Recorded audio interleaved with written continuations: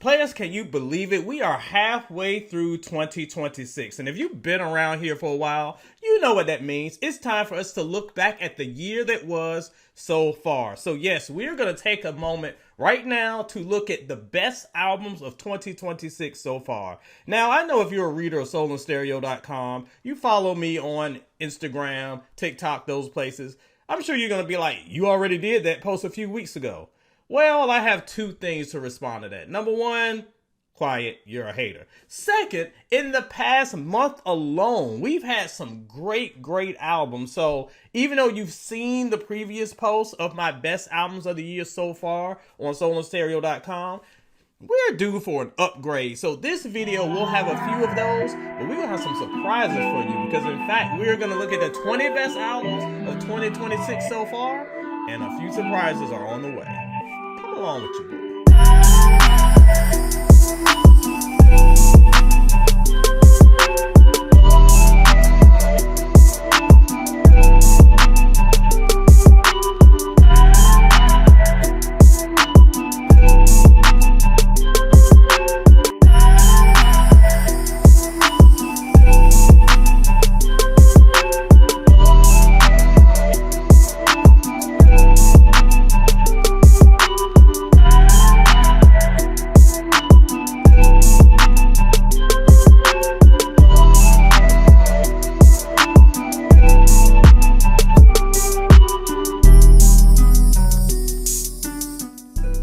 Welcome, players, to another edition of the Soul and Stereo Sessions right here on YouTube. And yes, you heard me right. Today we're going to talk about the 20 best albums of the year so far. And what a year it's been. I've got to say, even though, as usual, hip-hop is kind of letting me down, especially in the mainstream spaces, the albums that y'all hype the most are usually the most underwhelming. It's been a great year for R&B so far. I've been really impressed. Not only are we getting good albums from veterans, there are a lot of new artists stepping up, and there's some kind of low-key artists who've been around for years who are finally getting the shine they deserve. We're going to talk about all of that. We're going to talk about all the good stuff. And yes, even I gave hip-hop a little bit of a hard time earlier. There's absolutely some dope stuff here. So we are going to be here to help you get your playlist in check. So we're going to talk about the 20 best albums of the year, but this is not a ranked list. We'll save that for the end of the year. Don't get mad if I talk about your favorite at number 3 and you think it's the best album of the year. We ain't doing all that right now. We're just going through and talking about a few of the best. We'll rank them later on. So, before we get started, let's just do a little bit of housekeeping. Y'all know what it is. If you haven't already, make sure you hit like on this video. I promise you're going to like this video. And make sure that you subscribe to the channel as well. If you aren't a subscriber, it's very easy, player. Just hit the button. That's all you got to do. And it means a lot to me, my boy producer D Roth, and everybody who helps on this channel. It just gives us a little bit motivation to keep going. And once it's done, be sure to share this video with the R&B and hip hop fan in your life. We're going to put them on to the good stuff because that's what Soul and Stereo is all about. So, without any further ado, we're going to talk about the 20 best albums of the year so far. Not in any particular order, but all of them deserve a place on your playlist. And first up, we're going to talk about an album that we didn't talk about before. It is T.I.'s Kill the King. And I have to say, this is T.I.'s best album in forever. Many of you know that I've been kind of a critic of old Clifford over the years. I like him, but I do think some of the King of the South stuff was a little bit overplayed. You the King of the South when Scarface exists, when Outkast's still around. I put Luda songs over a lot of that. But anyway, that's neither here nor there, because what we get here is a very strong album where he embraces this role of being an OG in the most excellent of ways. He's spitting like it's 2004, which is a good thing, but he has the wisdom and maturity of a wise leader. He is embracing that regal role finally. And I'm really impressed with what we got. Some of the posse cuts, I'm not feeling. But when T.I. is a centerpiece, this is a great piece of work. Great album. His best album in a very long time. Next up, it's Isaiah Rashad. It's been awful. Ugh.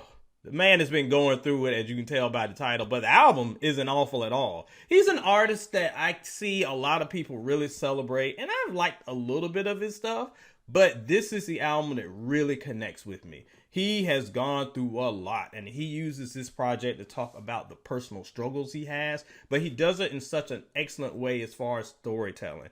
The subdued tone might throw some of y'all off. It might be a little too low key, a little too depressing.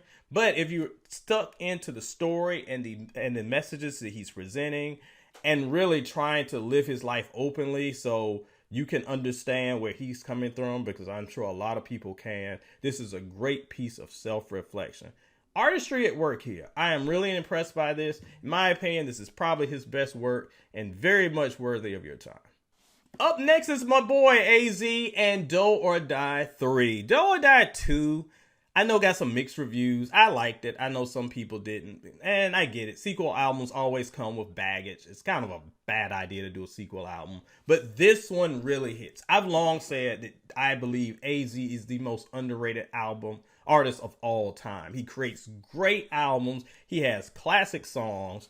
We just always forget about him. And this album proves that he really has a legacy. This album is really kind of a reflection of his career going back to 1995. So many throwbacks to previous projects and previous singles. And he gets really emotional talking about where he was and where he is today. It's a great project that not only mixes the AZ bangers, because I mean, my God, that song Uniqueness is probably my favorite song of the year. But there's so much to be told, kind of in a T.I. sense, where we have these veterans looking back on their career with nostalgia, but showing they still got the goods. I really like it. This is one of AZ's better albums overall. And if I have to just judge it as of today, maybe the best hip hop album of the release of the year so far. If it's not number one, it's very, very close. Up next is Glenn Lewis and Overture. Here's another relatively new album that I haven't talked about on SoulAndStereo.com here, so you get all the goods right here on YouTube. A YouTube exclusive, if you will. Glenn Lewis is long celebrated among R&B circles, the early 2000s. It's one of those neo-soul guys who got a lot of love for Don't You Forget It, but he was just kind of in and out, so he never seemed to really fulfill his potential. So when we heard that he was getting this album, the first one in a decade, people were hyped. And I'll be honest, I like Glenn, but some of his projects are kind of hit and miss for me. This one hits. This one hits. It's very tight. Of course, he hasn't lost a step vocally. And if you really miss that 2000s midnight love, that VH1 soul sound, this project will do it for you absolutely. So soulful, so rich, and he's just great. He's got those Stevie Wonder influences in his voice. Oh, perfection. A great album and a great comeback from an artist who needs more love. Up next is Bruno Mars and The Romantic. And man, yo, really gave this album a hard time. I guess I understand why. The criticism of this album is more of the same. Bruno's doing the same thing he always does. Blah, blah, blah. I kind of don't agree. On the surface, yes, I guess I could see it. But when you look at what he's actually doing, this album is pretty different than what he usually approaches his music with. So it's a lot more Latin influence in the production, which is cool.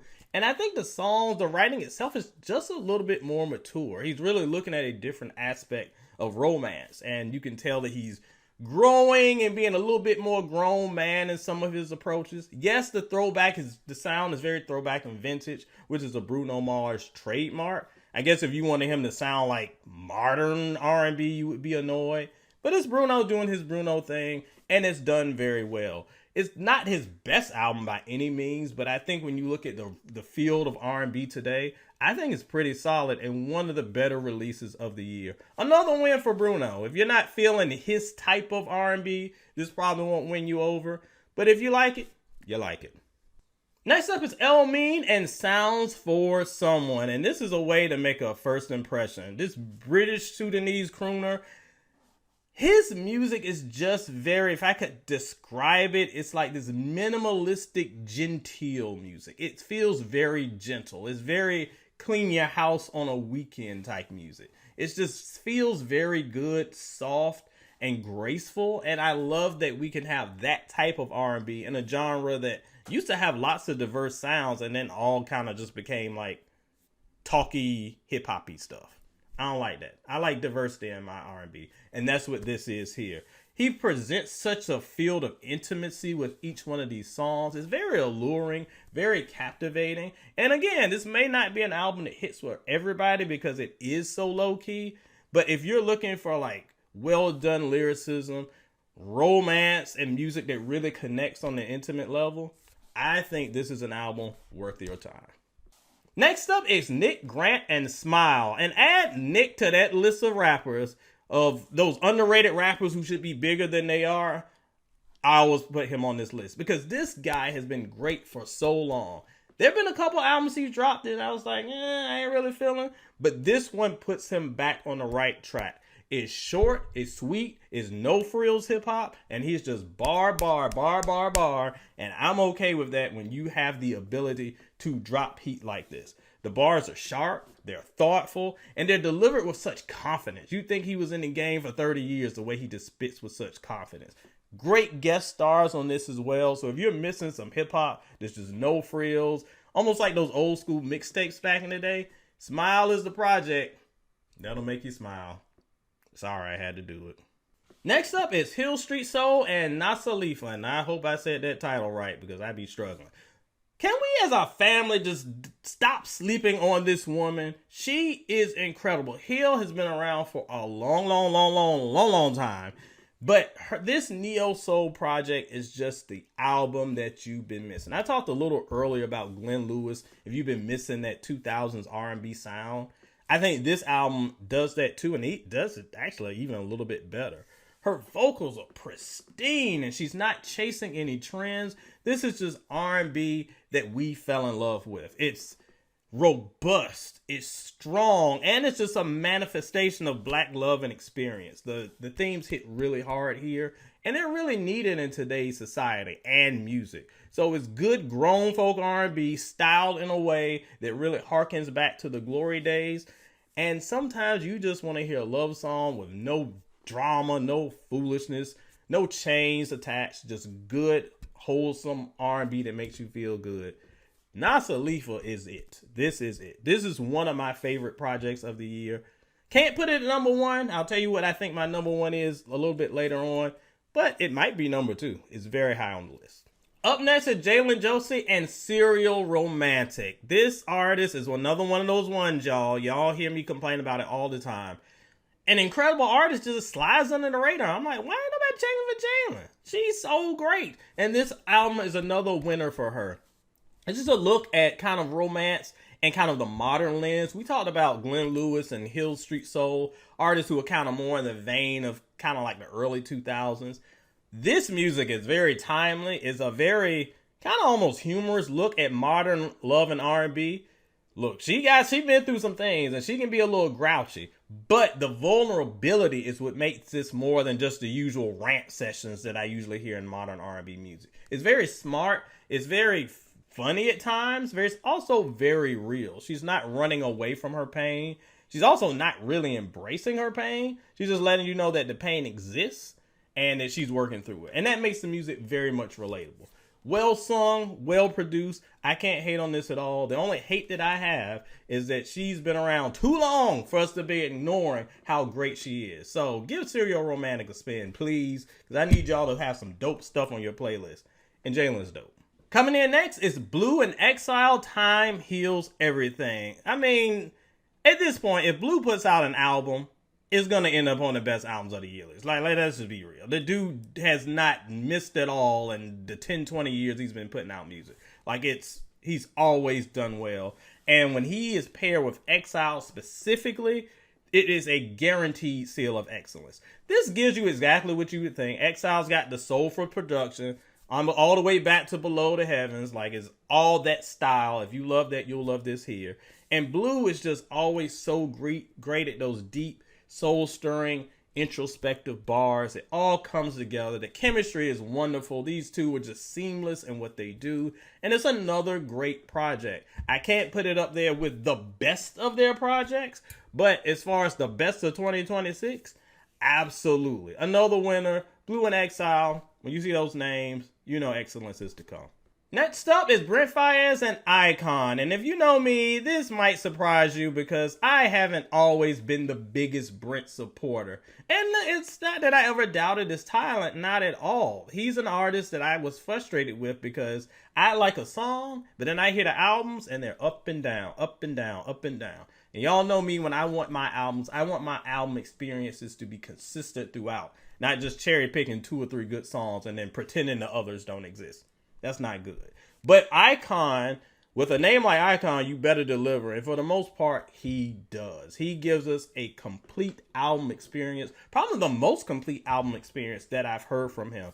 And we get that charisma that he usually gives us, that like sleek R&B that's kind of like luxurious and well produced. He does that so well. And even though the minimalistic production sometimes gets on my nerves, y'all know how I feel about vibes, this one is well done here and it fits the theme of the album. I'm really impressed that he has a strong body of work from front to back. And as I said, this probably is his best album. It's definitely my favorite. So it's a good step up for him and a definite another win for R&B for 2026.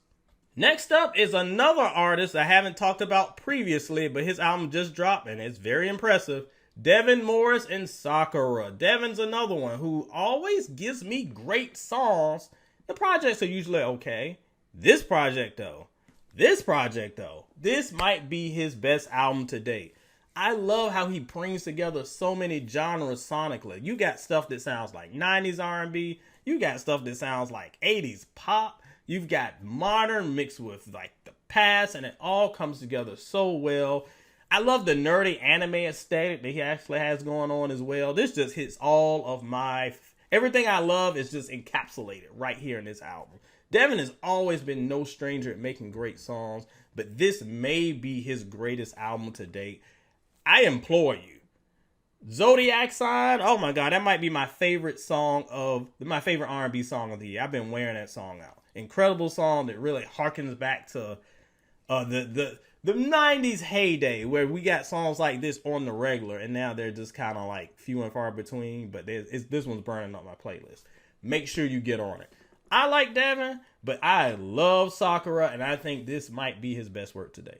Next up, this one will surprise you. This is my boy Jonathan McReynolds and Closer live in Chicago. It's time to get a little, we got to get a little bit of Holy Ghost up in here. Every once in a while, people always are like, oh man, you like mixing in gospel as well? I'm like, yeah, I'm a huge gospel fan. Unfortunately, most gospel albums in the modern day to me are kind of okay. There's usually 1 or 2 projects that kind of breaks out for the year for me. And as of now, Jonathan McReynolds, he's got it locked down. This is a live album, from Chicago. And he really is just like presenting a lot of his hit songs, and it's so well done.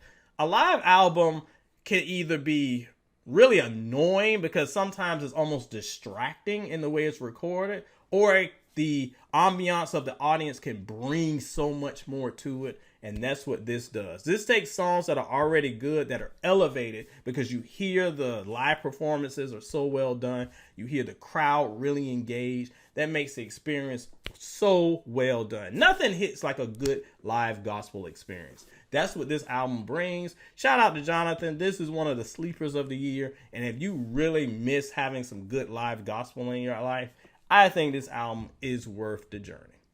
Next up is Ray, and This Music May Contain Hope. I kind of like that album cover. I like it. 2025 was a big year for Ray. She got a bunch of love at the Grammys. And of course, that raised her profile. What we got here is such an emotionally charged record. If you couldn't tell from the title, you know what this is about. This is about uplifting her spirits. And with contributions from producers like freaking Hans Zimmer, you know this album sounds like a cinematic experience. Ray is an incredible performer, and you put these top tier cinematic sounding beats over it, she just sounds like she is on another planet. She has so much to say, and true to his name, this album is very touching, it's very empowering, and it's very uplifting. It's very strong. I will say, I heard a few people say, oh, I can't get into it. Oh, it's too much. Oh, it's a little too woo-woo. It's a little too hopeful. You know, look, y'all know me. I can find some negativity in anything. So I ain't going to find any negativity in this, because I'm not going to push somebody down who's like pushing for us to be positive. But if you think it's a little bit too much, I guess I can get that. But for me and my house, we're looking to be uplifted, and this album is for you. Ray is a great artist. I think that there's more great things to come for her, and this album is just a start. Up next is Rashad, and I was told there would be gold. I will not kid y'all when I say this. I think this is the best produced project of the year so far. Every song is just so creatively done. This isn't just looping some familiar sample. Things are chopped up. It's giving so much energy. We're getting new life to classic songs. And Rashad is a great storyteller. He's not gonna knock you down with the vocals, but what he does so well is he rides these beats, and he rides them well. And not only does he ride them well, they're well written. He takes these songs and really brings new life into songs that are very, very familiar. He does the usual thing with the love and success and all the things that R&B always touches on, but they resonate with a spark of optimism. It's not just randomly singing over it. You can just tell that he has a lot of passion in his delivery and how he does it. And like I said, you can't beat these beats, because my God, we gotta get this man to A&R some other projects, because his ear is incredible. He is an architect when it comes to creating some of these beats. And this project is one of his, I'd say, is his magnum opus. It's probably the best thing I've heard from him. A great, great project. If you love R&B, if you love R&B that takes risk, this is a project for you. Next up, it's Alex Isley and When the City Sleeps. If it ain't broke, y'all, I guess you don't fix it. Because last year, she dropped her EP, When, and I thought it was one of the best projects of 2025. So what did we get here?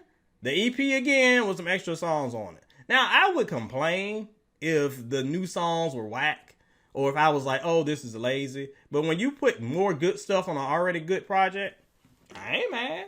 That was smart. She working smarter, not harder. And this album is an extension of an already great EP. We know how great Alex Isley is. She has the pedigree, the actual legacy of the Isley brothers running through her veins. So you know the R&B is strong. It's so well written, and it's just so... It's delivered in such a smooth way. She's just so smooth in the way that she delivers her song. This album is very well done. And there was a time where I thought Alex Isley was falling into the trap of Her, where everything started to sound a little too samey. That EP brought her out and gave her a new style and energy. And that continues here on this project. I think she's headed in the right direction. And this album, can't hate on it. Like I said, work smarter, not harder. Next up is IDK and ETDS. IDK, he's been always one of those intriguing artists to me who has a lot of potential, but sometimes, I don't know, it's like it doesn't always fully form. Talked about that with a couple artists on this list, and I think that he, kind of like Brent and a few others that we mentioned, really found himself on this project. I like it because you just never know what's going to come. Like, it's very experimental. You got wildest array of guest stars. You got his wild humor, social commentary. Lots of like compelling narratives are all put together here. On the surface, it sounds like a dude wilding out, but if you actually listen to what he's saying, he gives a lot of insight and direction into a lot of his stuff. And the production is very adventurous as well. You can tell that as an artist, he just has a lot going on in his brain, and sometimes it gets too out there. ETDS puts everything into a tighter package, so you get the wild creativity, but there's also a focus, and that makes this album stand out. Another one of the better albums of his career. I think this is a winner, and yeah, when I'm talking about the best hip-hop projects of 2026, this one ain't far from the top. All right, before I hit you with the top 3, let's hit you with a few honorable mentions. D Roth, show the people what I haven't talked about thus far. And remember, you can always go to soulandstereo.com to see the full list of honorable mentions. So if your favorite ain't here, that way you can go. It's probably over there. Don't get mad at me. Unless it's not over there because it's not that good, then I'm sorry for you. So soulandstereo.com is where you can see the full list of honorable mentions. And once we get through these, we'll do our top 3. D Roth, show the folks what else we have going on this year that's hot and worth a look.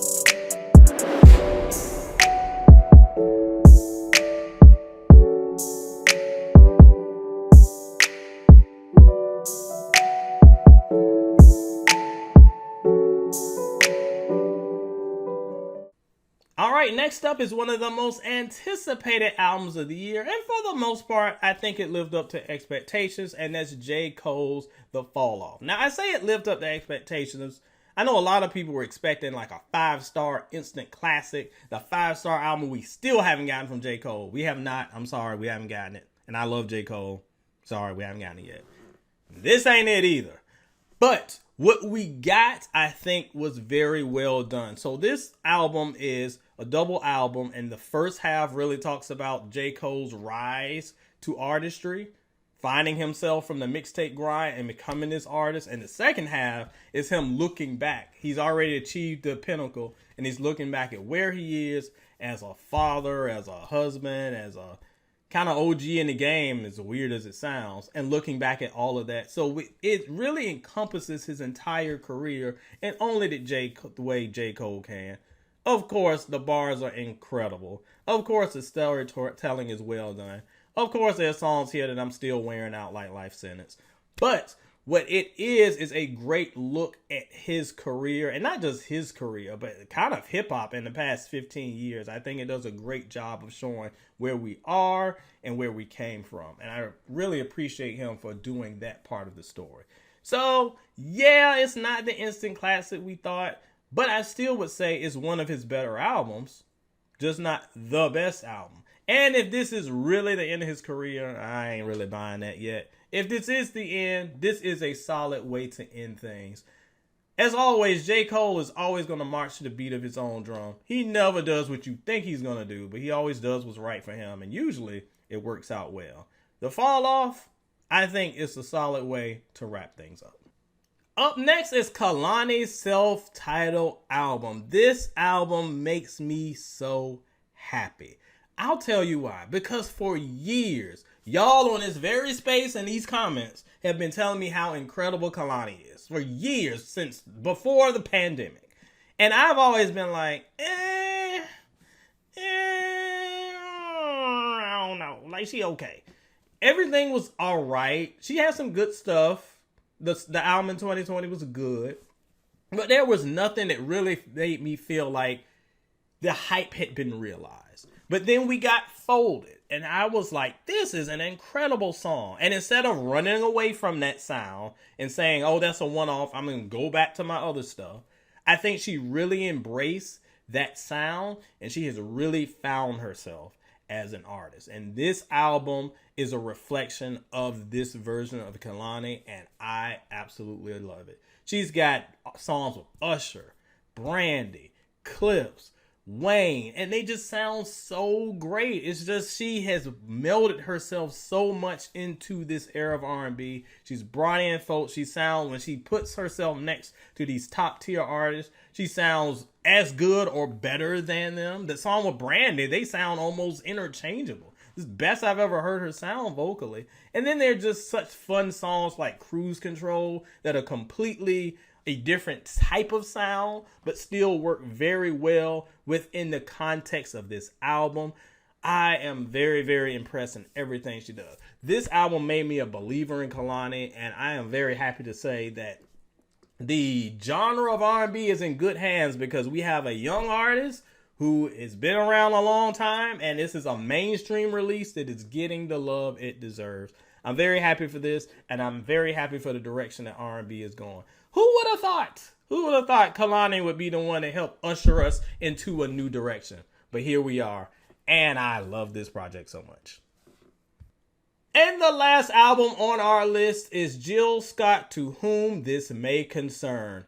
Jill Scott had not put out an album in many, many years. And to be fair, if she did not want to ever put out another album again, we would be okay. Because I am never one to say, oh, this artist owes us they owe their fans another album. They don't owe us anything. When you've been given classic upon classic, when you are recognized as one of the pillars of your era of R&B, you ain't gotta do nothing. I would rather you not do nothing than come out and give us a mess. But thankfully, that's not what she did. She took her time, she reflected on the world itself, and gave us a project that was not what we wanted. It didn't come on the time that we wanted, but it came on her timetable. And at the end of the day, it wound up being right on time.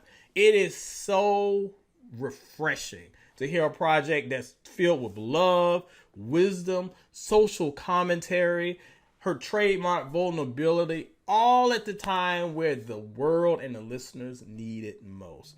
We get the neo soul, we get the disco, we get the spoken word, a classic for her. We get the hip hop, we get the blues. This package is all everything here. And then you got songs like Pressure and The Math. This just, for a world dying of thirst, this is the water we need. I am so impressed. This isn't just a great R&B album. This is just a statement. This shows the healing power of R&B and what R&B can really do when handled by a master of its craft. This isn't someone just singing in the studio reading lyrics from their phone. This is an artist who is listening to the world at large and bringing teaching and healing. That's what this album is. And in my opinion, I know I said we weren't ranking these yet, but I will say as of right now, this is probably the best project of 2026. Chili from Philly, I'm sorry we waited so long, but I'm glad we got you. All right, and that's it. 20 of the best albums of 2026 thus far. Don't forget, you can go to soulandstereo.com to see a bunch more albums that were honorable mentions that didn't quite make this list, but probably are worth some consideration as well. You can see that full list. Got a bunch of them there. But now it's your turn. Let me know which bangers I missed, because I try to listen to as much as I can, but I can't listen to everything. So let me know in the comment section which album should be included. I always go back and listen to your recommendations. And who knows? Sometimes it might end up on the album year-end list if it's that good. Just don't give me no BS, because if you do, I'm going to call you out on it. This edition of the Soul and Stereo Sessions is a wrap. Now look, there's a lot of reasons why I can hate on 2026. A lot of reasons. But trash music ain't one of them. Let's keep celebrating the heat. Put the garbage on ice. Play on, players.